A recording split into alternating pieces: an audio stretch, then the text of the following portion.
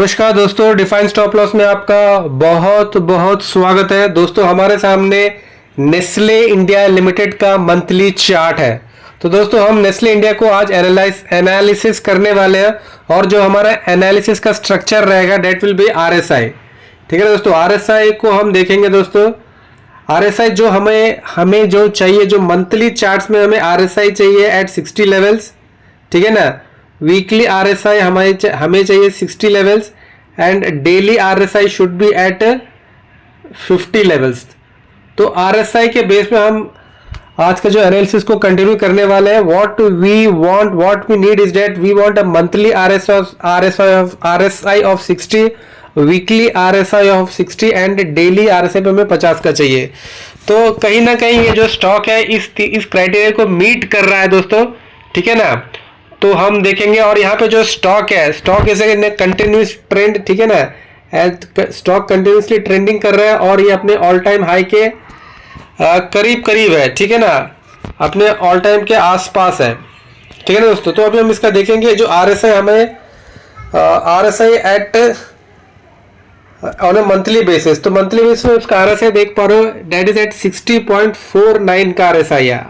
ठीक है ना, now we will convert this chart into a weekly chart and we will identify what is the RSI level at weekly level. So यहाँ पे आप देख पा रहे हो RSI is at 61.63.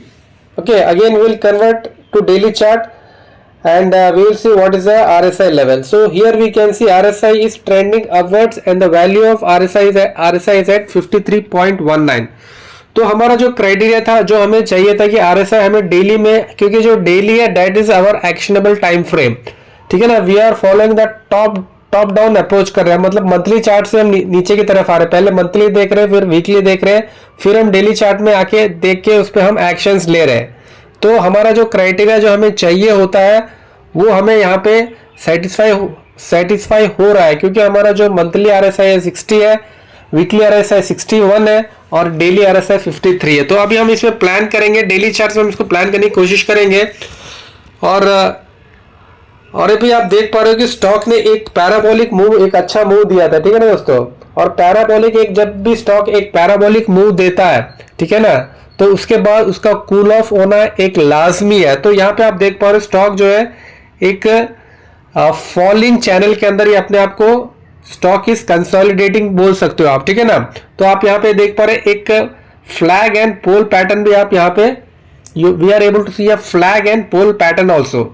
ठीक है ना दोस्तों, तो हम इसको अभी करंट लेवल पे एंटर करेंगे दोस्तों, क्योंकि हमारा आरएसआई इज एट क्योंकि हमारा RSI is at favourable level. इस मतलब इस जो आरएसआई स्ट्रेटेजी है इसको लोग मतलब ग्रैंडफादर फादर सन के स्ट्रेटेजी नाम से भी लोग इसे जानते हैं। जैसे मलकान सर है, मलकान सर ने इस स्ट्रेटेजी को प्रमोट किया हुआ और वो इन्हें ग्रैंडफादर फादर सन। तो यहाँ पे जो मंथली चार्ट होता है वो ग्रैंडफादर होता है और जो फादर होता है, father is a weekly chart and son is the daily chart. तो इसके पीछे का जो लॉजिक ये है कि यदि आपका वीकली चार्ट और जो मंथली चार्ट है, जब आपके लॉन्ग टर्म चार्ट यदि जब तेज होता है, जब उनमें जान होती है, तो कहीं ना कहीं जो डेली चार्ट को मतलब वो नीचे गिरने नहीं देते, वो फादर और ग्रैंडफादर उनको मिलके उनको ऊपर की तरफ उठा लेते हैं। मतलब ये यहाँ पे अब ये स्टॉक यहाँ से अभी नीचे गिरा हुआ, तो अब यहाँ से क्या करेंगे, जो ग्रैंडफादर और फादर जो वो क्या करेंगे, इस स्टॉक को ऊपर की तरफ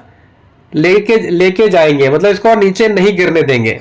तो इसके पीछे का लॉजिक यही है। इसको और एक नाम से भी जाना जाता है, हाईवे स्ट्रेटेजी भी, लोग इसको हाईवे स्ट्रेटेजी भी कहते हैं। तो वट एवर में भी स्ट्रेटेजी, अभी हम समझ गए कि जो हमारा जो लॉजिक क्या है, हम मतलब किस लॉजिक से इस स्टॉक में एंटर कर रहे हैं। तो यदि हम स्टॉक में करंट लेवल पे एंटर करते हैं तो हमारा जो स्टॉप लॉस रहेगा, तो हमारा स्टॉप लॉस रहेगा ये जो रीसेंट स्विंग है, दिस रीसेंट स्विंग भी अवर स्टॉप लॉस, जो कि ज्यादा बड़ा नहीं है if we compare from the current level. यहाँ पे अभी स्टॉक ट्रेड कर रहा है, यहाँ से हम यहाँ तक का जो स्टॉप लॉस लेंगे तो डेट विल बी अप्रोक्सीमेटली 3% का आपका स्टॉप लॉस बैठ रहा है और जो टारगेट है वो आपका 6%। जो 1:2 का जो रिस्क रिवार्ड रेशियो जो हमें बताया जाता है किताबों में कि आपका जो रिस्क रिवार्ड रेशियो है 1:1 का बैठना, 1:2 का होना चाहिए।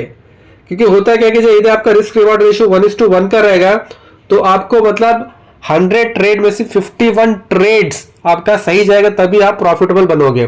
51 में भी आप प्रॉफिटेबल नहीं बनोगे, क्योंकि उसके बाद आपका जो टैक्सेस है, चार्जेस है, वो सब इंक्लूड करने के बाद 51 में भी नहीं, और भी ज्यादा में आपको मतलब प्रॉफिटेबल बनने के लिए 51 ट्रेड्स में सही होना पड़ता है। लेकिन जब आपका रिस्क रिवॉर्ड रेशियो 1:2 का रहता है, तो यदि आप 100 में से आप 34 ट्रेड्स में भी सही हो जाते हो, तो then also you become a profitable trader, तो आप प्रॉफिटेबल हो जाते हो। तो यहाँ पे आप देख पा रहे हो एक हेक्टिक मूव स्टॉक ने दे दिया है, उसके बाद स्टॉक कंसोलिडेट कर रहा है, फिर इसने अपना एक बेस बनाया और ये ऊपर जाने की कोशिश कर रहा है। तो ये एक परफेक्ट सेटअप बन रहा है हमें एंटर करने के लिए। और जो इसके और जो मतलब ये जो स्ट्रैटेजी है, जो ग्रैंडफादर फादर सन स्ट्रैटेजी, इसमें मतलब हमारा जो स्टॉप लॉस होता है, जब भी आपका जो डेली आरएसआई है 50 के नीचे आ जाता है तो आपको एग्जिट करना होता है, और आपका जो आरएसआई 50 के ऊपर रहता है तो आपको कंटिन्यूस ट्रेड में कंटिन्यू करना पड़ता है जब तक मतलब वो 50 के नीचे ना आ जाए। तो इससे क्या होता है कि आप एक लॉन्ग मूव को कैप्चर कर सकते हो, ठीक है ना। तो वो आपका एक स्टॉप लॉस का स्ट्रेटेजी हो सकता है। लेकिन यहाँ पे हमारा जो हम इसमें मतलब ये जो स्विंग लो है, इस स्विंग लो को हमारा स्टॉप लॉस रखेंगे। हो सकता है कि यदि यहाँ से नीचे आके इसको ब्रेक कर दे तो हो सकता है तब तक आपका जो है डेली आरएसआई 50 के नीचे चला जाएगा, ठीक है ना दोस्तों। तो दोस्तों अब और हम कुछ पैरामीटर्स के मतलब हमने डिसाइड कर लिया कि इसको खरीदना करके हमने डिसाइड कर लिया Monday we are going to buy the stock. और हमारा जो लॉजिक हम समझ गए हैं, हमने किस लॉजिक पे, हम इसका भी सुपर ट्रेंड देखेंगे। Super trend is still negative, इसका सुपर ट्रेंड नेगेटिव है, लेकिन इसका जो सुपर ट्रेंड आप वीकली और मंथली में देखो तो इसका वीकली और मंथली में पॉजिटिव है, लेकिन डेली में इसका सुपर ट्रेंड नेगेटिव है। जब तक ये 1470.86 को क्रॉस नहीं करता तब तक, मतलब इस लेवल तो जब तक क्रॉस नहीं करता तब तक आपका सुपर ट्रेंड नेगेटिव रहेगा। लेकिन फिर भी हम स्टॉक में एंटर करेंगे, ठीक है ना। Even though our super trend is negative we will enter in the stock, क्योंकि हमें जो पीछे का जो सपोर्ट मिल रहा है, क्योंकि हमें फादर का सपोर्ट मिल रहा है, हमें फादर का सपोर्ट मिल रहा है और ग्रैंड फादर का सपोर्ट मिल रहा है, हमें मंथली चार्ट का सपोर्ट मिल रहा है, हमें वीकली चार्ट का सपोर्ट मिल रहा है। तो हम इसमें एक रिस्क लेना, हम रिस्क ले सकते हैं, ठीक है ना। It can be a profitable trade, ठीक है ना। और जहां तक बॉलिंजर बैंड का सवाल है तो हम देखेंगे कि stock is trading about 20 day SMA, ठीक है ना। 20 डे SMA के ऊपर ट्रेड करें, लेकिन ये काफी इंप्रेसिव नहीं है। जो आप जो 20 डे SMA का स्लोप देख रहे हो, दैट इज स्लोपिंग डाउनवर्ड्स। यहाँ पे जो 20 डे SMA का स्लोप था that was rising upwards at 45 degree का था। तो ये कहीं ना कहीं बताता है कि मतलब जो डेली चार्ट्स थोड़ा सा कमजोर है। ये जो आपका 20 डे SMA का जो स्लोप बता रहा है कि ये कहीं ना कहीं डेली चार्ट्स कमजोर है, लेकिन हम स्टॉक में एंटर इसलिए कर रहे हैं क्योंकि हमें भरोसा है कहीं ना कहीं कि जो फादर और ग्रैंडफादर वो हमें मतलब ऊपर की तरफ स्टॉक को खींच के ले आएंगे। यदि मतलब फेल होता हमारा सेटअप तो 3% का जो है हमारा जो स्टॉप लॉस है, 3% में हमारा स्टॉप लॉस है, हम 3% का स्टॉप लॉस लेके हम इस स्टॉक से एग्जिट कर लेंगे। और यदि ये टारगेट को हिट करता है तो हमें 1:2 का रिस्क रिवार्ड रेशियो मिल रहा है। और यदि इसको भी क्रॉस करता है तो देन वी विल, हम मतलब नीले आकाश में एंटर करने वाले, because this is all time high, और ऑल टाइम हाई के बाद स्टॉक कितना भी ऊपर जा सकता है। और जहां तक 50 डे स्टॉक अभी अपने 50 डे SMA पे सपोर्ट ले रहा है, ठीक है ना। 50 डे SMA के ऊपर सपोर्ट ले रहा है, जिससे 50 डे SMA और 100 डे SMA के ऊपर भी स्टॉक है, ठीक है ना। 100 डे और 50 डे SMA के ऊपर है, इवन 20 डे SMA के ऊपर भी स्टॉक अभी ट्रेड कर रहा है, ठीक है ना। और जहां तक मैकडी का सवाल है दोस्तों, मैकडी अभी आप देख रहे हो, मैकडी में हम क्या देख रहे हैं, तो मैकडी में आप देख रहे हैं कि जो मैकडी इज नेगेटिव, क्योंकि मैकडी लाइन नीचे है और सिग्नल लाइन ऊपर है, ठीक है ना।